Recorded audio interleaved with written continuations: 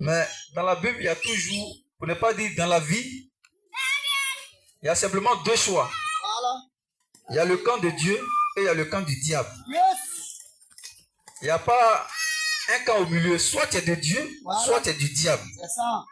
Et les gens, ils ne peuvent pas se poser la question, mais comment est-ce que ce monde est venu à l'existence? Et c'est pourquoi ce chant du frère Sylvain, et c'est quoi, Likofo, me plaît, Lifoko. Il dit, quand on voit l'avion voler là, on voit l'avion qui vole là, on doit savoir qu'il y a une intelligence qui se cache là derrière. Oh, c'est des hommes qui ont fait cela.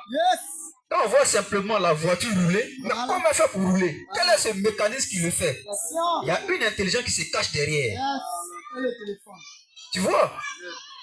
Et des gens peuvent se plaindre à dire non, oh, Dieu n'existe pas. Mais si l'homme qui a une intelligence, comme l'Écriture le dit, comme un fou, comme celui d'un âne sauvage, arrive à pouvoir faire un avion, arrive à pouvoir faire un bateau, un téléphone. Avant, vous voyez, on pouvait écrire une lettre et puis envoyer ça dans un autre pays qui pouvait durer des mois avant d'arriver. Mais aujourd'hui, par le moyen de la technologie, l'homme a pris seulement le téléphone. Il suffit que tu lances un coup de fil, allez, en quelques minutes, tu as déjà ton gars.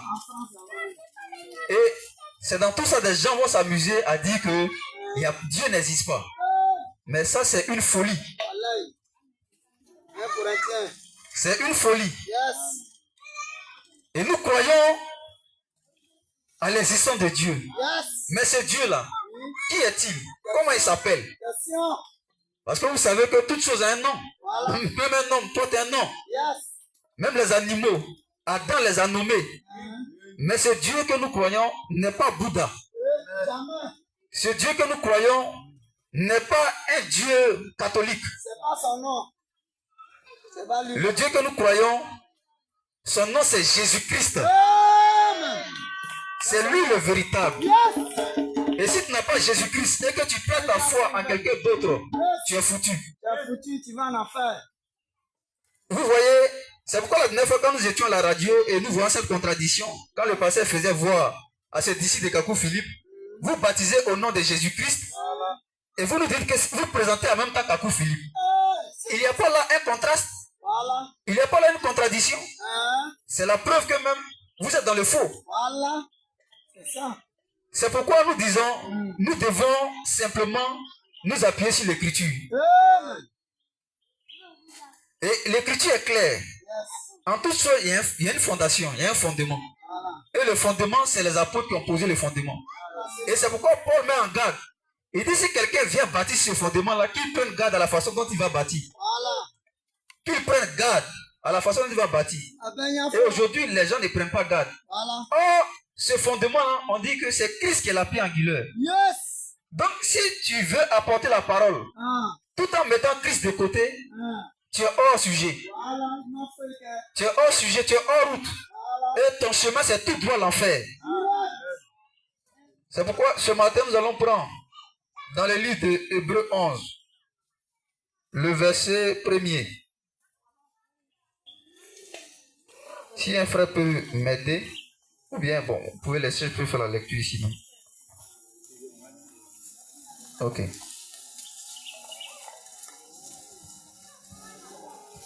Donc, nous allons parler un peu de la foi. Vous voyez, nous devons avoir la foi. Et une foi à laquelle nous ne devons même pas douter. Parce qu'il y a des gens qui ont la foi, mais en même temps ils doutent. C'est qu'ils ne font pas confiance à leur Dieu. Nous, peu importe les circonstances. C'est pourquoi son serviteur Paul pouvait dire, rien ne peut nous séparer de l'amour de Christ. Ni la vie, ni la mort, ni les choses présentes, ni les choses à venir ne peuvent nous séparer de l'amour de Christ. Nous avons l'assurance et nous savons en qui nous avons cru. Et la Bible dit que la foi vient de ce qu'on entend. C'est vrai, on peut entendre beaucoup de choses. Quelqu'un peut te parler d'une affaire, tu as entendu, tu ajoutes foi. Quelqu'un peut venir te conduire quelque part. Ah, il y a un marabout ici, là, vraiment, qui fait de grandes choses. Tu peux ajouter foi en ça et le conduire. Être conduit par ça. Mais la Bible dit que la foi vient de ce qu'on entend, elle ne s'arrête pas là. Et ce qu'on entend vient de la parole de Christ. Et c'est sur ça que nous, les chrétiens, notre foi est basée. C'est sur la parole de Christ. Et nous allons lire Hébreux 11, premier. Oui.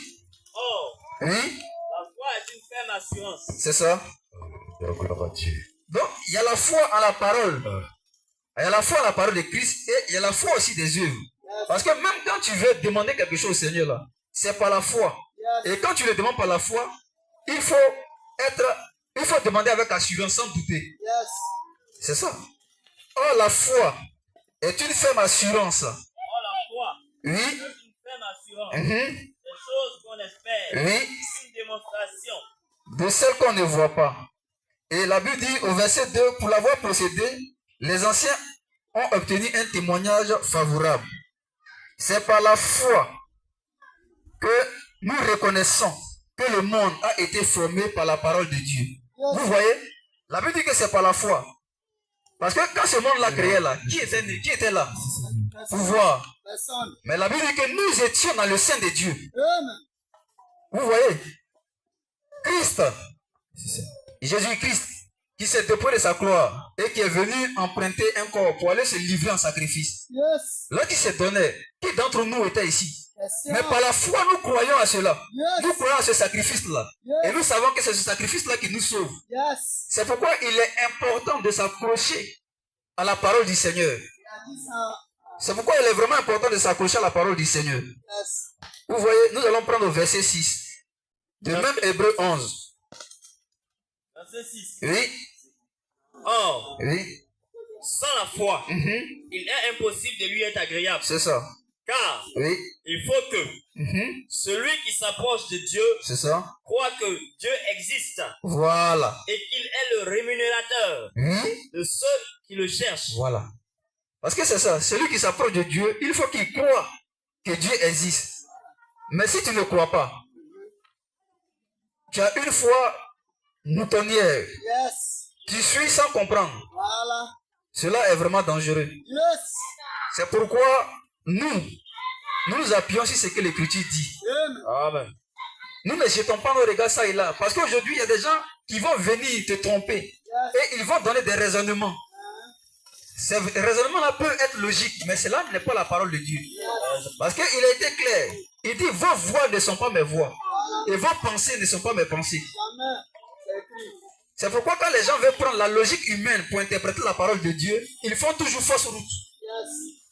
On ne prend pas la logique humaine pour interpréter la parole de Dieu. Non. Mais la parole elle-même doit s'interpréter. Elle-même doit s'interpréter. C'est pourquoi ce matin, je veux exhorter tout un chacun de nous à nous accrocher à la parole. Parce que nous sommes au temps de la fin. L'écriture est claire, nous sommes au temps de la fin. Et il y a là, c'est-à-dire que les démons sont déchaînés. On voit les doctrines ça et là qui poussent ça et là. Et nous devons faire attention. Parce que la Bible nous met en garde. Vous voyez, dans 1 Jean 4, au verset 1er, on dit, bien-aimé, n'ajoutez pas foi. On parle toujours de la foi, n'ajoutez pas foi à tout esprit. On ne voit pas l'esprit comme ça pour ne pas ajouter foi. Mais c'est ce qui sort de sa bouche. Lorsqu'il parle là, c'est là maintenant, c'est par là que nous allons le prendre pour pouvoir analyser si ce qu'il dit là est conforme à la parole de Dieu. Parce qu'aujourd'hui, il y a des gens qui se laissent facilement emballoter par n'importe quel vent de doctrine. Et nous devons faire attention à cela. La Bible nous met en garde. Nous ne devons pas ajouter foi à tout esprit. Mais nous devons les éprouver pour savoir s'ils viennent de Dieu. Et vous voyez, on voit des gens aujourd'hui qui écartent. Ils écartent la Bible. Mais lorsqu'ils veulent se positionner, ils prennent encore des versets de la Bible. Et cela nous fortifie pour nous dire que la Bible est la parole de Dieu. C'est le livre le plus combattu. Les gens le combattent. Mais ils ne peuvent pas l'éteindre. Parce que la Bible est claire. Que toutes choses passeront. Mais la parole de Dieu ne passera point. Vous voyez? Dieu nous a envoyé un prophète. C'est vrai. Il nous a ramenés au mystère. Il a déballé tous les mystères de la Bible. Il nous a ramenés au commencement des apôtres dans la foi. Mais ce prophète-là, il n'est plus. Il a disparu de la terre. Mais la parole de Dieu demeure toujours. Elle est là avec nous. C'est pourquoi l'Écriture dit, toutes choses passeront, Mais la parole de Dieu ne passera point. Yes. Combien croient en ça ce matin? Amen. C'est pourquoi ne place pas ta foi à un homme. Cela est dangereux. Voilà. Nous l'avons vu plusieurs fois avec le cas de Élisée.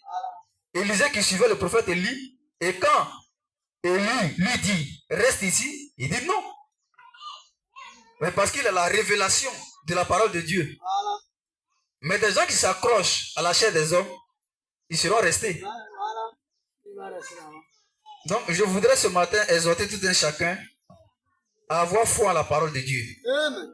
Parce que si tu n'as pas foi en la parole de Dieu, tu risques de te faire ébranler par des petites choses. Yes.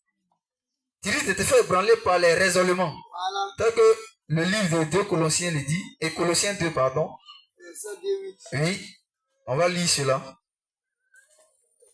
Voilà, Colossiens 2:8 dit, prenez garde que personne ne fasse de vous sa proie par la philosophie et par une vaine tromperie, s'appuyant sur la tradition des hommes et sur les rudiments du monde, et non sur Christ. Voilà. Parce qu'il y a des gens qui sont bons dans le développement. Ils ont appris la philosophie et vont venir philosopher devant toi. Il y a des gens qui s'appuient sur la tradition pour dire que c'est comme ça que nous devons faire. Mais Christ a renversé toutes ces choses-là. Comme les catholiques. Christ a renversé toutes ces choses et nous a donné l'orientation à suivre. C'est pourquoi, frères et sœurs, ce matin, je voudrais te dire d'avoir de l'assurance à la parole du Seigneur Jésus-Christ. Amen. D'avoir de l'assurance. Nous allons prendre le livre de Jacques. Jacques 1 au verset 6. Vous voyez, la Bible dit mais. Non, nous allons prendre le verset 5 même d'abord.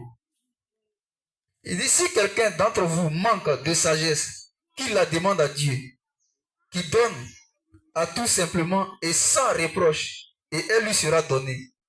Mais qu'il la demande avec foi. Amen. Et il dit sans douter. Amen. Parce que c'est ça. Souvent aussi nous demandons mal. Quand nous demandons au Seigneur, nous doutons après. La Bible dit que le Seigneur est le maître des temps et des circonstances. Peu importe le temps que ça va prendre. Peu importe la situation dans laquelle tu seras. Quand tu demandes au Seigneur, sois serein. Et regarde le Seigneur faire. Mets le Seigneur devant et laisse-le conduire les choses. Yes. C'est pourquoi il a ajouté ici sans douter. Vous voyez? Mais il y a beaucoup aujourd'hui qui doutent. Il dit, mais qu'il demande avec foi sans douter. Celui qui doute est semblable au flot de la mer, agité par le vent et poussé de côté et d'autre. Un tel homme ne s'imagine pas qu'il recevra quelque chose du Seigneur. Vous voyez? C'est un homme irrésolu. Vous voyez? Donc quand on demande là, c'est avec foi. Tu demandes au Seigneur avec foi. Le Seigneur n'est pas un homme pour mentir. Ni le fils d'un homme pour se repentir de ses cœurs, de son appel, de ses promesses. Le Seigneur ne se repent pas de ses promesses. Amen. Amen. Donc ce matin, je voudrais passer une petite exhortation, demander à tout un chacun d'être fortifié. Et que ce pourquoi nous sommes venus ici ce matin, si nous avons quelque chose sur notre cœur, demandons cela avec foi au Seigneur. Demandons cela avec foi au Seigneur. Ayons d'abord foi en sa parole, parce que c'est sa parole-là qui produit maintenant la foi. Vous voyez? Donc ce matin, je vais m'arrêter là. Nous allons nous lever et nous allons demander au Seigneur de simplement augmenter notre foi.